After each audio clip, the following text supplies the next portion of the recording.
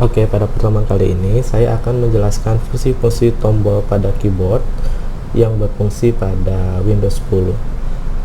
Nah, tombol ini sebenarnya kemarin sudah saya jadikan tugas dan kamu sudah mencari fungsi-fungsinya.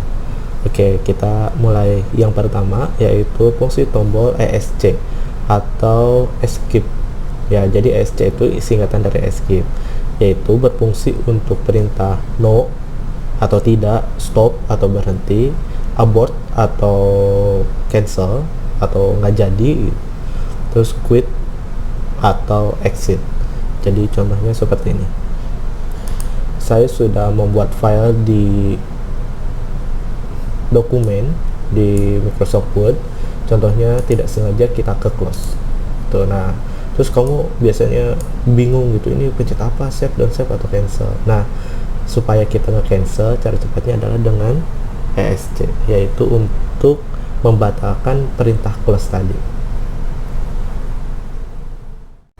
Nah, tombol yang kedua yaitu adalah tab atau tabulator.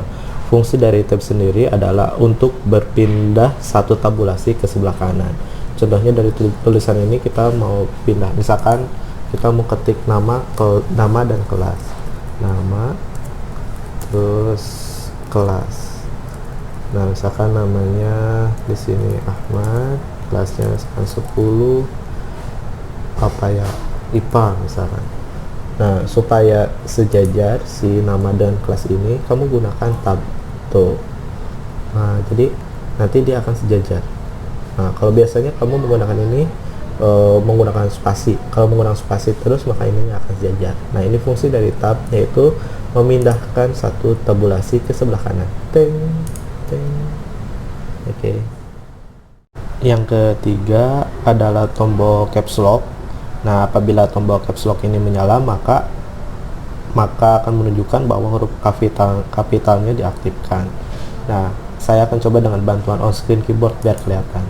Nah, di sini ada tombol caps ini ada tombol caps lock. Kalau misalnya kita nyalakan, klik, nah maka semua hurufnya akan menjadi besar. Saya ketik. Nah, ketika tombol caps lock-nya saya matikan, maka hurufnya akan menjadi kecil kembali.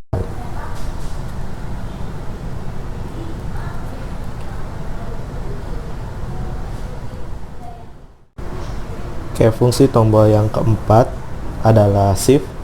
Nah, tombol ini harus dikombinasikan dengan keyboard lainnya karena fungsinya tidak hanya satu saja.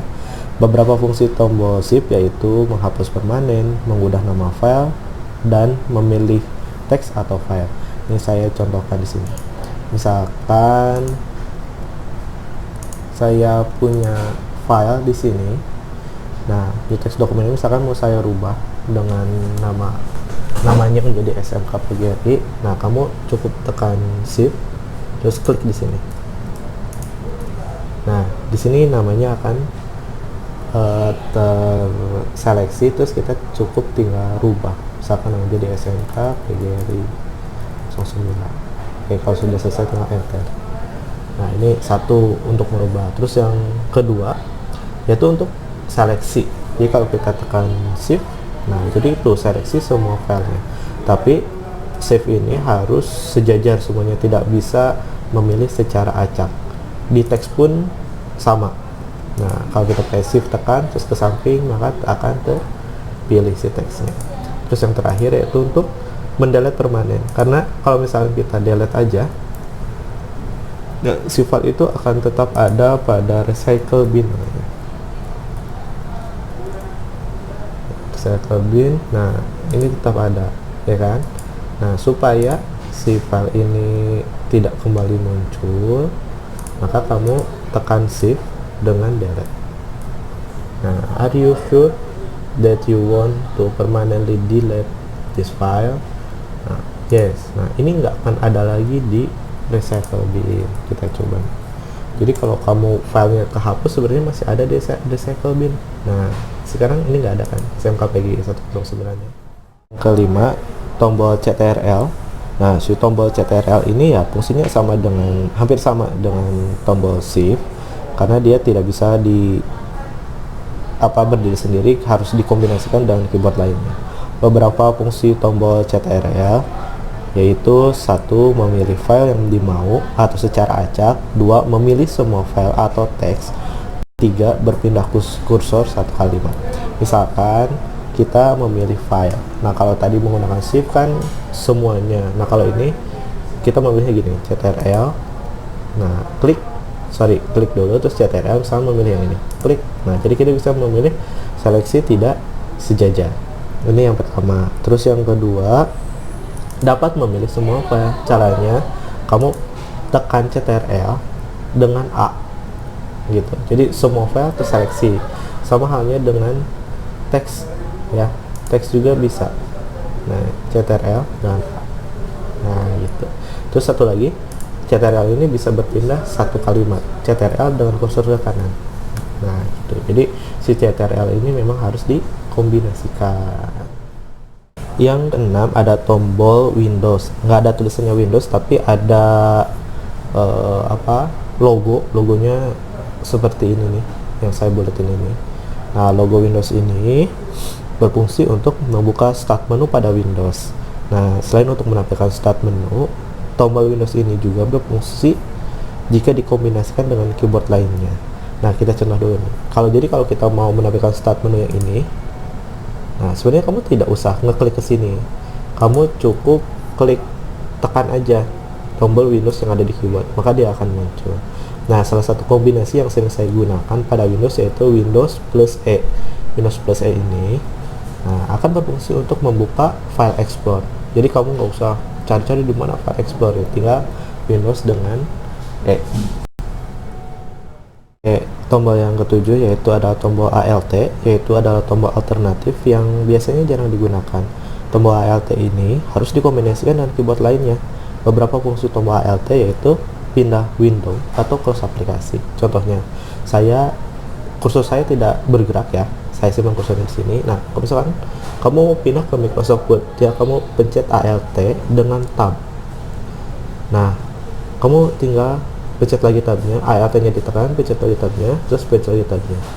Nah, maka akan kebuka ke Windows selanjutnya yang kamu mau. Sekarang saya misalkan mau ke on screen keyboard, lagi ALT dengan tab. Nah, ini on screen keyboard tuh ada garis putih, ya, ada garis putih. Garis putih itu artinya aktif. Kalau kita lepaskan ALT-nya, maka si on screen keyboard ini akan terbuka. Nah, selanjutnya lagi, satu lagi kombinasi yang sering saya gunakan yaitu untuk nge-close.